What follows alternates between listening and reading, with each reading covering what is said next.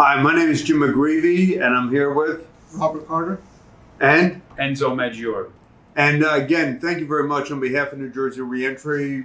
We're looking to publicize our conference coming up on September 20th, 2022 at Seton Hall University, Bethany Hall, and the focus is addiction and the curse of fentanyl, strategies and treatment. And for those of us who are from Jersey, blessed to be in the great Garden State, the tragedy is 3,000 deaths every year, and disproportionately due to fentanyl. And just could you share a little bit of your story? Sure. So, I was born and raised in Jersey City, and I really got into the addiction real early in my life. My upbringing was a little bit rough. My parents were first generation Italian, so my dad had the little heavy hand, which aided in my insecurities early on in life. But I messed around with the marijuana in the beginning, and hanging out with the wrong crowd. They were doing the opiates real heavy back in the early '90s, and unfortunately, I got introduced to heroin directly. So. And how old were you when that happened? 21, 22. And, back then it wasn't this thing called fentanyl back then, Back then you got high, the consequences weren't as bad as what today. They're naturally paying with their lives today. We didn't have to worry about that back then. But that progressed on for years, and, broke the hearts of my family members. They didn't understand. They thought... But, the whole time I thought it was just putting the drugs down, I didn't know it was a spiritual thing. I just really recently realized that it's a spiritual thing, the reason why I couldn't stop. And I also learned putting the drugs down. I'm more crazy than I am when I'm not using that than when I am. So, it just progressed into where I got into criminal activity. I started distributing. And, that led me to my first federal prison.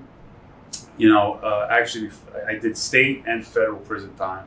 So I probably gave up a good better part of 12 years of my life because of this addiction. It's not the path I wanted to go down, but, it is. But you are where you are today. Yeah, exactly. I would never, for whatever, I would never give it up for the world. It did bring me to where I am today. Yeah. I don't regret it at all. It made me who I am. I did a lot of things in my life professionally, and I was in the Teamsters Union, Plumbers Union. And you're successful today. Yeah, today I'm successful. But tell them what you're doing now. Basically what I do now is I shifted my career. I wasn't, like I said, I had a commercial driver's license, but that wasn't doing it for me. I had a higher calling. God had a higher calling for me. Spared my life. I almost OD'd 3 times in the past 2 years, and I basically help out. I work in a treatment center now. I'm going for my peer recovery coach certification, and it's just something that I want to do. So, you've transformed, and I think sort of, we're going to talk a little bit about fentanyl specifically and how that's been such a profound game changer. Sure. And in this conference, we're going to have Petros Lavonis, Stanford, chair of psychiatry at Rutgers. We're going to have a number of great physicians, practitioners, scientists, and I can just go on. But most importantly, what you just shared was a transformation from chaos and destruction and dark places. You recognized it, you embraced it, and now you flipped it, and you're doing something very positive with your life. Absolutely. And what does that mean to you? You're going through our peer recovery program that Rob works with. So what does that mean to you as a person, as someone who wants to give back and heal the curse of addiction? It's exactly what you just said right now. It's giving back, giving back, giving back. It's one of the 3 lines in the triangle of the Spiritual Alcoholics Anonymous, for instance. And you can't keep this thing if you don't give it back. All right, I can't sit here and just work on myself and worry about myself. The only way that I stay successful in this and staying clean and on a positive spiritual path is by giving it away. And me being like a peer recovery coach, it would mean everything for me, because it would give me the ability to help people, or to help myself go back in time to the Enzo that was using, that didn't have somebody that would help me, so. So just quickly on fentanyl, and we have all these people talking these. I mean, it's going to be tremendous, and I just really encourage people to go to www.njreentry.org and register for the conference. Again, this is the conference flyer, and it's going to be tremendous. And we just sent out today a list of readings that we encourage people to read about fentanyl. But fentanyl's been a game changer. Fentanyl is a synthetic opioid, largely produced in China, shipped to Mexico. The cartels are using it, to integrating it with heroin. And as Rob has said, many times it's cut into heroin here. Sure. And the guys and gals doing it, they're not chemists. They don't, they're, and literally 3 grains of sand versus 4 grains of sand make the difference between living and dying. But it's a synthetic opioid, which is far more toxic, which is far more damaging than morphine, than heroin. In the past couple days, I've been to 2 wakes. So how's fentanyl changing the street game? Well, listen, I could only give you my personal experience. 2 years ago, when I was actively using, I was, the first time fentanyl came into my system, I had no idea that it So was. what did you feel? So basically, I got to be honest with you, I didn't feel anything. It was the way I remembered it was going under general anesthesia. I opened up, the little baggie. I did it, and the next thing I remembered, by the time I threw the bag out the window of the car, I was being woken up by Jersey City Police Department. All right, so I didn't feel anything, and I was told hours went by.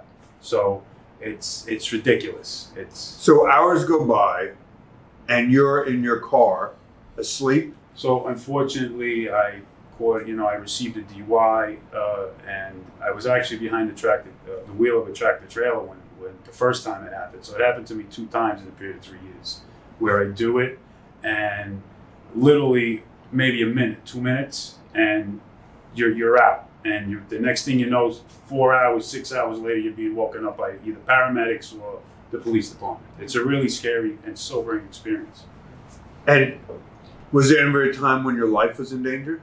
So the one time, the very first time, I was told, my blood pressure was almost equalizing out, my extremities had shut down, my lower extremities began to swell. I was in my 6th hour of being out, and if it was by the grace of God that somebody was driving by in the street, they saw me in the truck, and they called the paramedics, and they came, they knocked on the window. They didn't Narcan me or anything, but they were able to wake me up just by tapping them. But that's what I'm saying. I have a higher purpose, to live. Yep. So Ron, when what you do with NJRC, we have over 1,000 people enrolled in medication-assisted treatment. Can you tell us what medication-assisted treatment is? So medically assisted treatment is it's an alternative, or an assistance to someone that's trying to get off of heroin or fentanyl or any type of opioid. So the most popular one would be Suboxone. And it's not an opioid substitute. It's a blocker, and it enables the individual. It takes away the cravings for the fentanyl or for the opioid, whatever it is that they were taking, and it also blocks the receptors from being able to accept any. So while you're on Suboxone, while you're taking Suboxone, you can't get high by shooting, sniffing fentanyl, heroin, any type of opioid. There's also Vivitrol, which is a shot given every 30 days. The difference between Vivitrol and Suboxone is Suboxone is somewhat habit forming. It's an opioid. It's similar to an opioid, so there are some type of effects that you get when you do take it. A Vivitrol is a shot, you feel nothing, and it's also an opioid blocker. So you cannot get high while. So when you have Suboxone, you have Suboxone and you have Vivitrol. Did you ever take Suboxone? I've actually tried all 3 of the MATs: methadone, Suboxone, and Vivitrol. And what's your 30-second Enzo, Dr. Enzo? The 30-second, the street Dr. Enzo is the methadone is the worst out of all 3 of them. Mm-hmm. Very, very highly. It's like liquid heroin. The Vivitrol is excellent because it gives the person a chance 30 days. It curbs cravings. The Suboxone is also great, but it's not as stimulating as the methadone. So in other words, I could tell immediately a person that's taking methadone and the person that's taking Suboxone. So in terms of our program, as Rob said, probably the greatest majority will take Suboxone. Sure. We have over 1,000 persons right now that are taking medication-assisted treatment. I think it's probably close to 1,400, but the great percentage of which, 70% of which are Suboxone. Sure. So Suboxone basically curbs the cravings, blocks the receptors so that the person can't. It is in most cases possible to overcome, but the amount of heroin that they would have to use. So that's medication-assisted treatment. But in addition to that, we see a lot of people in Enzo that go from detoxification, residential treatment, intensive outpatient treatment, and MAT. Talk a little bit about, medication-assisted treatment is what people do. We have people that are on medication-assisted treatment now for 4 years, taking Suboxone, 8 milligrams, 12 milligrams a day. But the process usually begins much earlier with detox. What's detox and how long does it take, Rob? So detox is you'll voluntarily go into a facility and they'll slowly detox you off whatever opioid that you were taking. The Suboxone is often given in the detox process in order to offset the cravings. not cravings, but just the symptoms of detox, which the deleterious. So when you're kicking, if anybody knows when you're kicking, it's an intense. When it's just heroin, it's an intense 3 days. Oh, yeah. Intense 3 days. Now when it comes to fentanyl, it's much longer. Now, in order for it to get out of your system, because the fentanyl is stored in the fat cells and it's released slower. So it's not as an intense of a kick or a detoxification, but it lasts longer, so it takes longer for the doctors to be able to put the individual on the Suboxone. So detoxification used to be a 3 to 5 day thing. Now it's closer to 7 to 10 days before the individual is even close to being able to transfer over to residential treatment. So we in NJRC, and we make a commitment that any person within 24 hours, we can get into detox. So as Rob said, I remember when it was 3 to 5 days for heroin, and now it's 7 to 10. 7 to 10 days for heroin/fentanyl and just fentanyl. So what's been your experience with detox? We're talking several detox in my lifetime, especially the last 15 years. I've been in and out of probably almost every detox in the state of New Jersey, for the exception of the lower part of the state. Like I said, I would go in, detox. It would be a repetitive cycle because I thought it was just a question of putting the drugs down. I thought all I had to do was put the drugs down, remove myself from it, okay, and I'll be okay. But, my track record, after doing 78 months in federal prison, I came out to do the same thing I was doing before. So that proved to me you have to make that personal, spiritual. Absolutely. It has to be a spiritual journey. You have to be willing to accept that you are an alcoholic or an addict. And there's no ands, ifs about it. So on detox, you saw detox with heroin, and then you saw detox with heroin/fentanyl. Absolutely, I experienced it both. Rob was saying, with the heroin, it's much easier. You're able to take the medicine to curb the withdrawals more sooner, within 24 hours, as to where if you have fentanyl in your system, in my personal experience, I had to wait 5 days. So I'm sitting in a detox, sweating and feeling like I'm dying, but I couldn't take it because I remember the first time I did, I was like, give it to me anyway, and I went into full-blown precipitated withdrawal, which I was feeling worse than I was when I came in. Could you explain that for the audience? Yeah. The chemical reaction. Try to put that into words. Yeah. So basically, So here's Enzo, or here's X, or here's Jim, or here's Rob. We walk in and we're in acute addiction with heroin, fentanyl.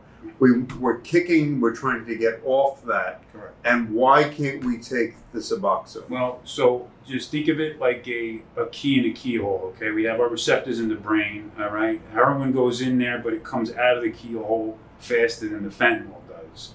fentanyl attaches into. So when I'm sorry, Yeah, but go when ahead. you're talking about the neural receptors in right, the brain, the neural because- receptor, correct. so that you sound like a neuroscientist. There. so that the neural receptors in the brain, the heroin is attached to those neural receptors, but at some point, the heroin leaves the neural receptors. And your point is heroin leaves the neural receptors. Heroin leaves the neuroreceptors faster than the fentanyl does. The fentanyl likes to stay attached to them For longer. even longer. So when you introduce a medication like Suboxone And or what does Suboxone do? so Suboxone, it's basically an antagonist and a half narcotic also. So that's why the person feels better when they're sick. But what it does is it's the actual ingredient in there, the naloxone, Yep. the blocker, which actually comes in there and disrupts. It's like basically taking a hammer and breaking the key out of the keyhole. So the person goes into full withdrawal instead of coming into the withdrawal slowly. So the name of the game is that you want that detoxification process to be further along, Correct. if not to be complete, before you introduce Suboxone. Right. Exactly. Because if you introduce Suboxone earlier, you could precipitate a Right, withdrawal. and naturally the person's going to want to run out of the facility. I mean, I know I've been there myself. I didn't want to stay. I would run right out. I took it too early, and I just left and got high. So New Jersey Reentry Corporation will provide detox, and we provide detoxification within 24 hours, and we do it every day of the week. And thanks to Rob's leadership, we commit that, and we committed that to Governor Murphy, to the state legislature. We move people through detoxification. And then people come into the program, and then we also offer people access to residential treatment, IOP. What's residential treatment and what's outpatient, Rob? Residential treatment is a step up from or a step down from detox. So you'll be in a facility, hopefully at least for about 30 days. You'll attend groups. You'll have a primary counselor. They'll begin your aftercare plan from day one, as far as what your transition plan is going to be. And there'll be hopefully 12-step fellowships will come in at night and introduce another way of living when you exit. But it's just a continuum of care to help you. So you have detox, and then you have residential. But I just want to pick up what Rob and Enzo said. It has to be a commitment, a spiritual, psychological commitment to do something differently with your life. So we can provide all the tools. We provide all the tools with state benefits, federal benefits, licensing, employment. But at the end of the day, for me, it's between you and your higher power, for me and you and your God, to make the decision to do something differently. You have to transform that will, that self-will. And so, as Rob said, it's 30 days, but it's the work that you do on yourself.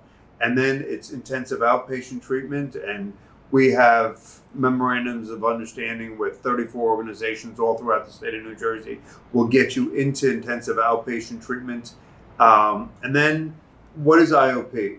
And Basically, IOP, it's a continuum care after the residential outpatient, naturally, where the individual has the ability to either, if he wants to work or he can go to school, and at the same time it's more intensive, and basically as you do good and you're giving clean specimens, they start, to give you a little bit more freedom. It goes from 3 days to 2 days to eventually outpatient, and then you transition from outpatient into self-care, into the rooms of either Alcoholics Anonymous or Narcotics Anonymous, whatever your thing is.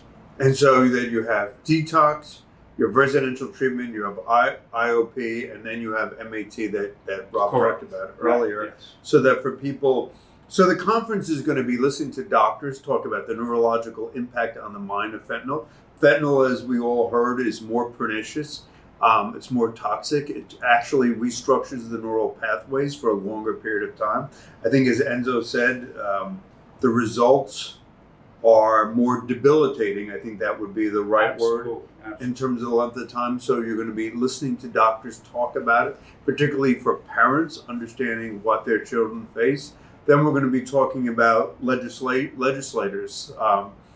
Speaker Craig Coughlin, different legislators, Senator Ruiz, Senator Cunningham, Assemblywoman the Chair, Ileana Pinto-Marin, talking about what's available in New Jersey in terms of treatment. Then we also have to look at the intersection of law enforcement. The name of the game is we need drug court is important, but we also need consequences so people have the right behavior, so that people do the right things, as they move towards their sobriety. And then we're going to have treatment providers throughout the state of New Jersey that I think are going to be talking about how do we address the fentanyl crisis. But if you were the czar, you're Italian, so I'll say Caesar. If you're Caesar of the state of New Jersey, give me the three things that you would do if you're looking at, heroin, if you're looking at fentanyl. What are the three things? And we've talked to the DEA, the Drug Enforcement Agency, and they talk about how people literally import fentanyl. And they used to carry, heroin in bundles behind them in carts, and now fentanyl's so small, so discreet, it can be moved inside the jacket, it can be transported through the through the mail system. What are the three things that you would like to see in terms of tackling the fentanyl crisis? Wow. From your experience, what are three things that would have made a difference to Enzo? Well, what are three things that would have made a difference to your family and your recovery in this process? I know the most important thing would have been education, right? Because I had no idea. I had no idea that a beige powder or this great powder fentanyl would have, caused such an impact in my life, That's pretty serious, right? Because you're a street savvy guy, and I think that's one of the things that we're trying to do on this conference, again on Tuesday, September 20th, is educate people as to how pernicious, how toxic, how damaging, and that families have to be involved. And the community, whether it's from harm reduction perspective, whether it's the medical perspective, law enforcement, but how harmful fentanyl is. Yeah, and like I said, it's been really harmful for me. The second thing also is, maybe going into the prisons like this, like the program reentry. Reentry was like tremendous in my. Wait, can you say that again? No. Reentry was really. Hopefully, we didn't give you that flower-colored shirt. No, like it. And it helped me out a lot. Why was reentry on a serious note? Why was it helpful? Here's the thing, having a criminal record, right, and coming out after doing state and federal time, it was hard to find a job, right? So, I wanted to engage in criminal behavior to get money. So basically, it's being able to have a support system that helps you get jobs, that whether you have motor vehicle issues and they help you out, you don't have an ID, you've done so much time that your ID is expired, or you don't know where to get your birth certificate. This place is a one-stop shop for everything. It's an ex-offender's dream come true. But it's also helped you change your thinking about Enzo. At the end of the day, you went from here to here because you wanted to give back, but you went from, there was a catalyst that went from chaos to doing something healthy, something productive, I would argue something godly. I mean, what you're doing now, you're helping people right their ships. Sure. And to me, that's like, we can do all the licenses, we can do all the bureaucratic blankety blank, but what happens is in your heart and your soul is to me the most important. Absolutely. So one is education. Two is obviously reentry. But what would be helping the person come in, when he comes out of prison. And the third, what's been instrumental with me was the peer recovery coaching. That's a good one. Peer recovery coaching for me is, and this is the reason why I got into it, right? Yeah. Because I wasn't willing to go 4 years college to get my whether it's associates or master in social, right, to help out. I wanted to jump into the trenches and help as many people as I can. So I'm working on my hours now. I work in a treatment facility. So by the grace of God, hopefully in the next 6 months I'll be fully certified to do so. And when I do that, you see the experience I have. You can't buy the experience I have, all right, and you can't read it in any book either, all right. So, and I'm not putting down the people that do go to college for addiction treatment, but, for me, I was willing to listen to the person that went through. I went through. You know what I mean? I bonded with the person that went through because he understood. he understood my suffering. So, peer recovery coaching is great because it's really people like us that have the spiritual transformation. We want to get into something to pass it along and give back, and at the same time, it's a career move, Yeah, It pays okay. Yeah, it pays, but you're doing something. Correct. You're changing people's lives. Yeah, naturally, even if you gave me $1 million, it wouldn't matter. I'd probably do it for free because it's, like I said, if I don't help me and I begin to use again, there's no way I could use successfully. Okay, I will lose everything. Whatever I put in front of my recovery, I will lose first. Yeah, Rob, what are the 3 things on the fentanyl crisis? We talk about heroin, and today I was listening to what you were talking about, the changes in the cost of a bundle of. Could you share those numbers of the cost of heroin versus fentanyl? So, fortunately, I got clean before fentanyl came along. I definitely wouldn't be sitting here if I didn't. But so like when I was using a bundle or 10 bags of heroin was $120, $100 if you knew the right guy. Now you can get 50 bags for that same price, and the 50 bags is far more deadly, far more potent than the 50 bags of heroin that I was using. It's something not in the same universe.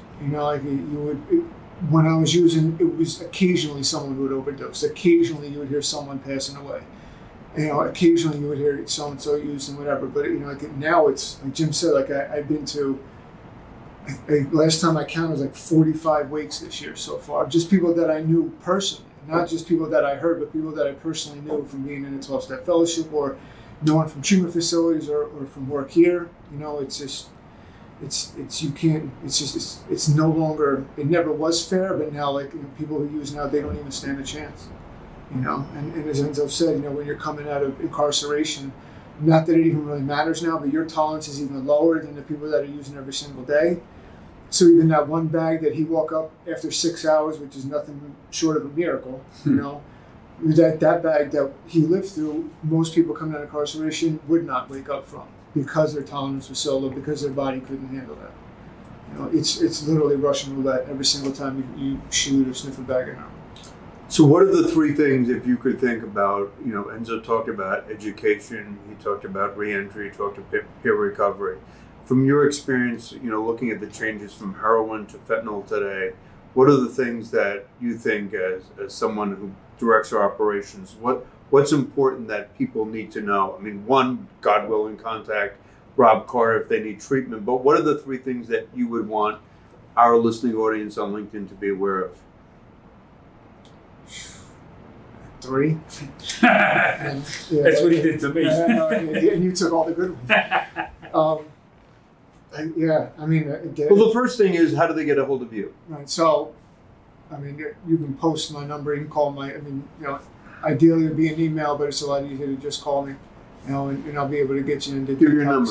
732-948-5880. That's 732-948-5880. And what is your commitment? You call me anytime today, you'll have a bed tomorrow morning. Anytime during the day, if you call me early enough in the day, you might be able to get a bed same day.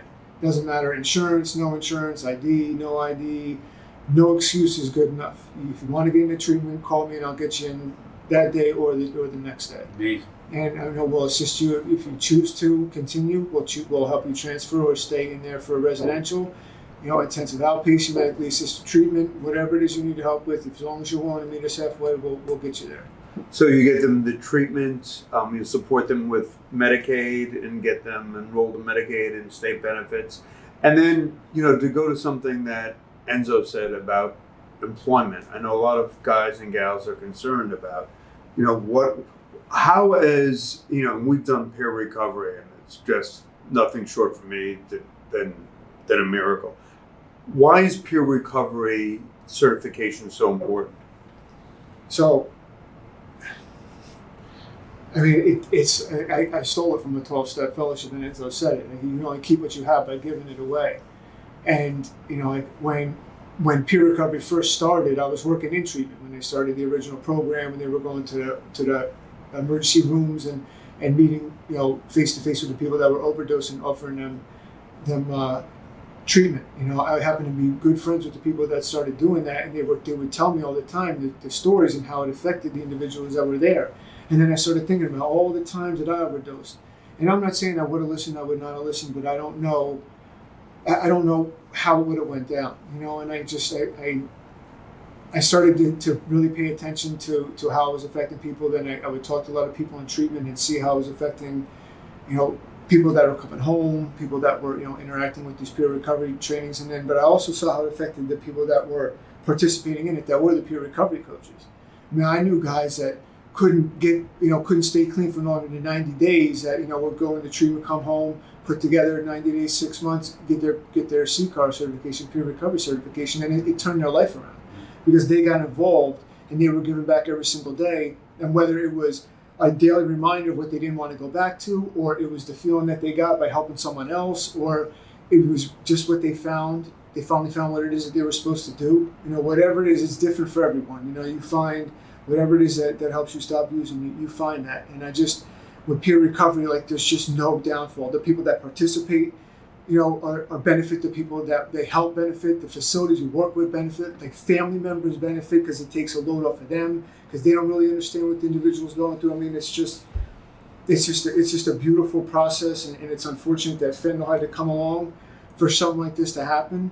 But I mean, this is the best tool we have in order to battle fentanyl. You know, is peer recovery and just helping people, because the only way to keep you from overdosing on fentanyl is to keep them from using it. You know, and that's it. You know, so and I've seen it work. This isn't something, you know. I'm just grateful to have the opportunity to be able to, you know, give guys like Enzo and a lot of other people the opportunity to come in and get their CCAR certification and ethics certification and give back, because I see it every single day. You know, and it's pretty cool. So again, I just want to thank Enzo. I want to thank Rob Carter, and I want to please encourage people to reach out to Rob if you're interested in recovery, whether it's detox, residential treatment, intensive outpatient treatment, or induction of MAT. On Tuesday, September 20th at Seton Hall at Bethany Hall, we are going to have literally some of the leading experts, not only in the state and the nation, from a medical perspective, from a policy perspective, from a treatment perspective, and legal perspective, but it's also for families that are grappling with the pain of addiction, for addicts themselves who are looking for a different opportunity, for policymakers, for physicians. So again, this is a New Jersey crisis. This is an American crisis.